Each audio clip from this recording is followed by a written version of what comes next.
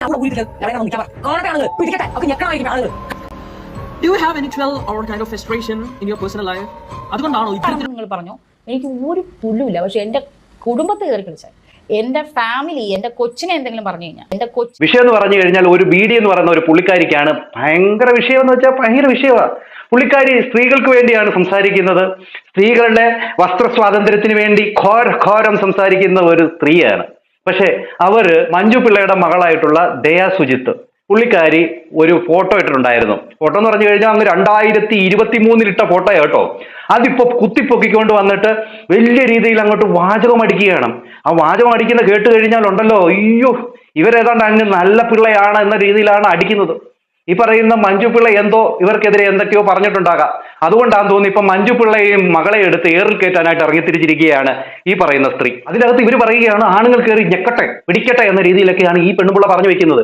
ഇവരെപ്പോഴും ഇവരുടെ വീഡിയോയിലൂടെ പറയും ഇവരെന്തോ വലിയ സോഷ്യൽ റെലവെന്റ് ആയിട്ടുള്ള വിഷയങ്ങൾ പറയുന്നുണ്ട്. ഞാൻ സ്ത്രീകളുടെ വസ്ത്രധാരണത്തെക്കുറിച്ചും സ്ത്രീകളുടെ ഉന്നമനത്തിന് വേണ്ടി സംസാരിക്കുന്നു എന്നൊക്കെ പറഞ്ഞുകൊണ്ടാണ് ഇവർ പലപ്പോഴും വീഡിയോ ഇടാറുള്ളത്. പക്ഷെ ഇവര് എന്ത് വൃത്തികേടാണെന്നറിയാമോ ഈ ഒരു ദയാ സുജിത്തിനെ കുറിച്ച് പറഞ്ഞു വെക്കുന്നത്. വളരെ മോശം രീതിയിലാണ് ഈ പെൺപിള്ള പറഞ്ഞു വെക്കുന്നത് സത്യം. കാരണം ഒരാളെ തകർക്കുക, ഇവർക്കെതിരെ നിൽക്കുന്നവരെ തകർക്കുക, ഇവർക്കാണെങ്കിൽ സോഷ്യൽ മീഡിയയിൽ ഇങ്ങനെയുള്ള പന്നക്കാര്യങ്ങൾ വിളിച്ചു പറയുക എന്നുള്ളതാണ് ഇവരുടെ ലക്ഷ്യം. എടാ, വസ്ത്ര സ്വാതന്ത്ര്യത്തിന് വേണ്ടി ഇപ്പോഴും മുറവിളിക്കുന്ന ആൾക്കാരുണ്ട് ഇവിടെ. പിന്നെ ഇതിന്റെ അകത്ത് അവർ 2023 ഒരു ഫോട്ടോയാണിത്. ഈ ഫോട്ടോയ്ക്ക് അന്ന് ഒരു വാതുറക്കാത്ത അവർ ഇന്ന് വന്ന് ഈ വാതുറക്കണമെങ്കിൽ ഇതിന്റെ ഉദ്ദേശം എന്തെന്ന് പ്രേക്ഷകരെ നിങ്ങളൊന്ന് മനസ്സിലാക്കിയാൽ മതി.